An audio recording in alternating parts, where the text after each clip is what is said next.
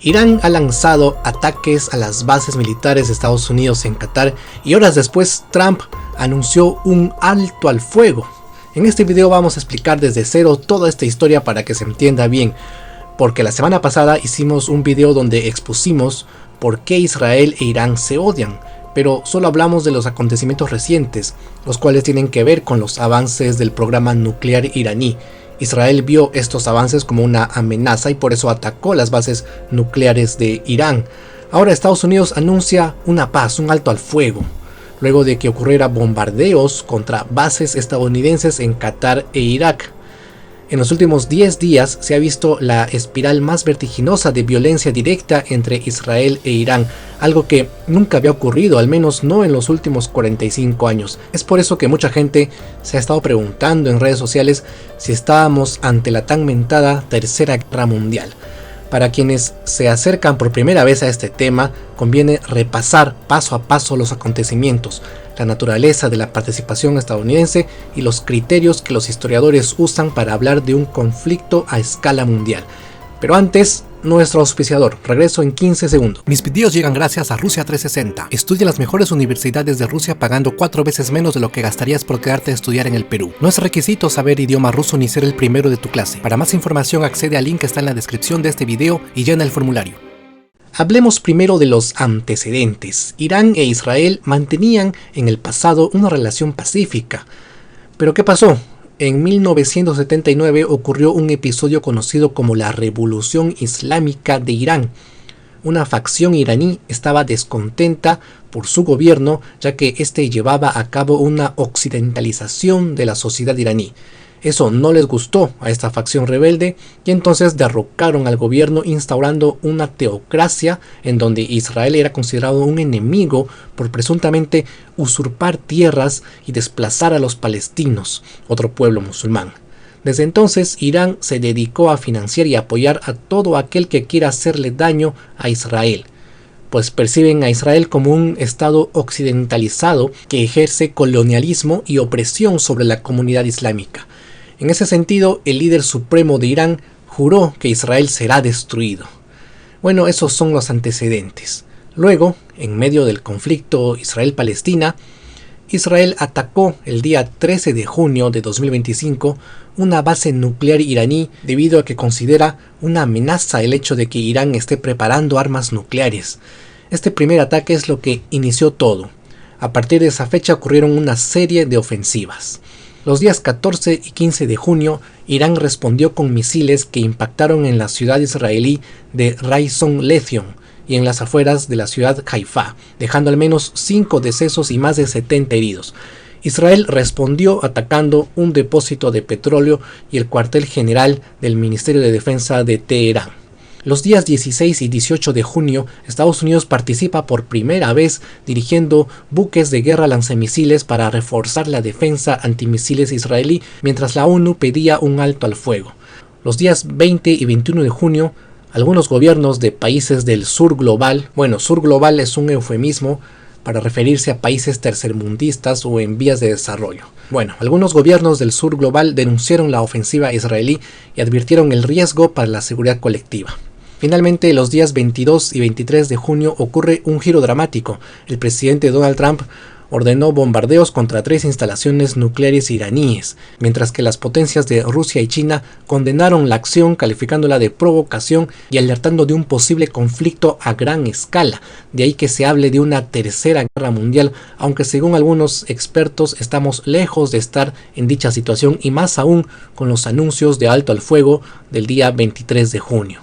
Y efectivamente, Donald Trump informó que Israel e Irán habrían acordado un cese de hostilidades, terminando así la llamada Guerra de los 12 días. Pero aún esto no estaría confirmado al cierre de este informe, porque 3 horas más tarde el canciller iraní precisó que no existe acuerdo de cese al fuego.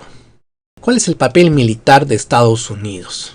Hasta el 15 de junio, la Casa Blanca insistía en que su apoyo sería puramente defensivo. Sin embargo, la rapidez y la precisión de los drones y misiles iraníes obligaron al gobierno de Washington a no solo defender, sino ofender. Desplegaron portaaviones que facilitaron a los cazas israelíes para abastecerse de combustible sin necesidad de regresar a sus bases. Esto acercó de facto a Estados Unidos a la categoría de cobeligerante. Finalmente, la orden de Trump de bombardear el 22 de junio bases en localidades iraníes enterró cualquier pretensión de neutralidad defensiva. ¿Por qué Estados Unidos intervino? Hay tres factores que confluyen. El primero es que Israel es su aliado político, por lo que se compromete en velar por su seguridad y por sus intereses. Por ende, defiende la doctrina de que un Irán nuclear es existencialmente intolerable para Israel. El segundo factor es que se quiere una disuasión regional. Estados Unidos quiere evitar que el gobierno iraní bloquee el estrecho de Hormuz y se dispare los precios del petróleo. El estrecho de Hormuz es el que separa el Golfo Pérsico del Mar Arábigo. Y el tercer factor es una política interna. Tras la elección de Trump como presidente de Estados Unidos, la nueva administración republicana necesita proyectar firmeza y desviar la atención de sus divisiones internas. ¿Estuvimos cerca de una tercera guerra mundial? El concepto de guerra mundial implica, según la historiografía clásica, que la mayoría de las grandes potencias se enfrenten militarmente en varios escenarios simultáneos y que se establezcan alianzas formales de defensa mutua. En la Primera y Segunda Guerra Mundial, los sistemas de alianzas arrastraron a Europa, Asia y las colonias a un conflicto global. Hoy no hay declaraciones de guerra entre potencias nucleares ni enfrentamientos directos entre la OTAN versus Rusia o China. El escenario principal sigue siendo Medio Oriente, por ello la mayoría de los académicos evita hablar de una tercera guerra mundial. No obstante, la percepción pública es importante. La búsqueda de World War III en Google se multiplicó por 10 entre el 12 y el 18 de junio. La frase estuvo y sigue en tendencia en redes como X. Un sondeo indica que hasta un 55% de europeos cree probable un conflicto nuclear en la próxima década. No es lo mismo una alarma social que la realidad, pero la línea que separa estos dos conceptos se vuelve muy delgada cuando vemos portaaviones estadounidenses bombardeando Irán y misiles balísticos cruzando cielos con ciudades densamente pobladas debajo. ¿Qué tendría que ocurrir para oficializar una tercera guerra mundial en cualquier conflicto?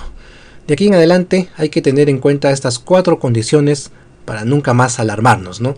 La primera es que para que exista una tercera guerra mundial tiene que haber una entrada activa de varias superpotencias rivales, por ejemplo Rusia o China, interviniendo con tropas o ataques directos. Ya lo hizo Estados Unidos en este conflicto, pero no fue suficiente. Tendría que haber 2 ejes.